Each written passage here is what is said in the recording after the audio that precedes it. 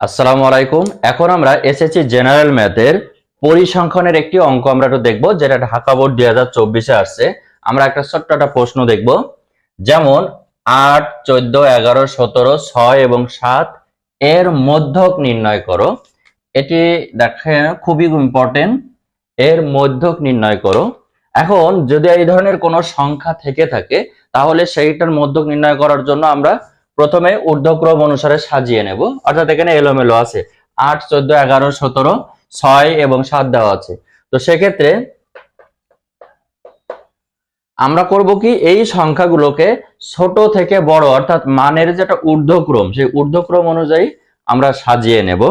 প্রথমে আমরা একটু খেয়াল করি, এটাকে ঊর্ধ্বক্রম অনুযায়ী সাজালে যেমন প্রদত্ত প্রদত্ত উপাত্তগুলোকে মানে ঊর্ধ্বক্রম অনুসারে সাজালে পাই, যেমন 6, 7, 8, 11, 14, 17। এই যে এখন এইগুলো হচ্ছে আমরা মানের ঊর্ধ্বক্রম অনুযায়ী সাজালাম। এখন ব্যাপারটা হচ্ছে আমাদের সূত্রটা আসলে কি। এখানে 6, 7, 8, 1, 2, 3, 4, 5, 6 এখানে মোট উপাদান সংখ্যা n = 6। n = 6, কিন্তু এই 6টা হচ্ছে জোড় সংখ্যা। এখন জোড় সংখ্যা হওয়ায় এই মধ্যকের সূত্রটা হবে, যদি জোড় সংখ্যা হয় উপাত্তগুলো, সেক্ষেত্রে মধ্যক বের করার সূত্র হচ্ছে যে মধ্যক = n/2 তম পদ প্লাস n/2 + 1 তম পদ ডিভাইডেড বাই 2।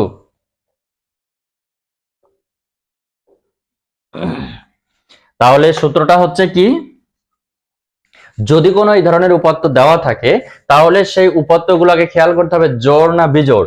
যদি জোড় হয়, যেমন এই যে এটা যে n = 6টি উপাদান, তাহলে যদি জোড় হয়ে থাকে, সেক্ষেত্রে মধ্যক নির্ণয়ের সূত্র হচ্ছে n/2 n/2 তম পদ প্লাস n/2 + 1 তম পদ ডিভাইডেড বাই 2। তার মানে যেটা দেওয়া থাকবে সেটাকেই হাফ করতে হবে, 2 দিয়ে ভাগ দিতে হবে। তাহলে হাফ তম পদ প্লাস হাফ প্লাস 1 তম পদ। হাফ বলতে ওই যে n/2, এখানে যেটাই থাকুক না কেন, n = 8 থাকতে পারে, n = 10 থাকতে পারে। যদি এই ধরনের জোড় সংখ্যা হয়, তাহলে জোড় সংখ্যার সূত্র হচ্ছে n/2 তম পদ প্লাস n/2 + 1 তম পদ ডিভাইডেড বাই 2। এখন আমরা n এর মানটা বসাই, 6 এততম পদ প্লাস 6/2 + 1 তম পদ ডিভাইডেড বাই 2। এখন তাহলে এখানে আসে কত, 3 তম পদ প্লাস 3 + 1, তার মানে 4 তম পদ ডিভাইডেড বাই 2। এখন আমরা খেয়াল করব এই যে 3 তম এবং 4 তম পদ। 3 তম বলতে 1, 2, 3, এই যে 8 এবং 4 তম পদ হচ্ছে 11। তাহলে 3 তম এবং 4 তম, এই যে এটা 3 আর এটা 4, 3 তম আর 4 তম পদ। এই জন্য আমরা ছোট থেকে বড় সাজালাম, অর্থাৎ মানের ঊর্ধ্বক্রম। এখন আমরা খেয়াল করব 3 তম পদ = কত, 8, 4 তম পদ = 11 ডিভাইডেড বাই 2। এখন আমি যদি বলি 19/2 কত হয়, 9 দুগুণে 18, তাহলে 9.5। এটি হচ্ছে আমাদের এই যে নির্ণয় মধ্যক।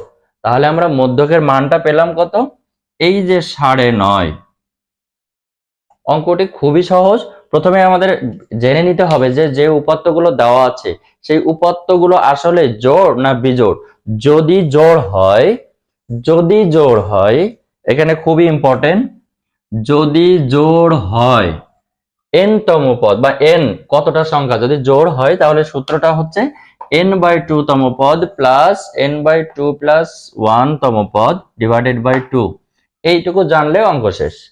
তাহলে যারা এই মুহূর্তে আমাদের ভিডিওটি দেখছো তারা অবশ্যই ভিডিওটি বেশি বেশি শেয়ার করে দাও, আর নতুন হয়ে থাকলে অবশ্যই ফলো করে লাইক কমেন্ট শেয়ার করো। আর যারা আমাদের ডেইলি হোমস স্কুলের ইউটিউব চ্যানেল থেকে দেখছো তারা অবশ্যই অবশ্যই চ্যানেলটি সাবস্ক্রাইব করে আমাদের সঙ্গে থাকো, তাহলে এই ধরনের যে যাবতীয় অঙ্ক খুব সহজেই তোমরা পেয়ে যাবে। তো ভালো থাকো সবাই, নেক্সট দেখা হবে আবার পরবর্তী আমাদের কোনো ভিডিওতে। সে পর্যন্ত সবাইকে ওয়েলকাম বা শুভকামনা জানাচ্ছি। খোদা হাফেজ।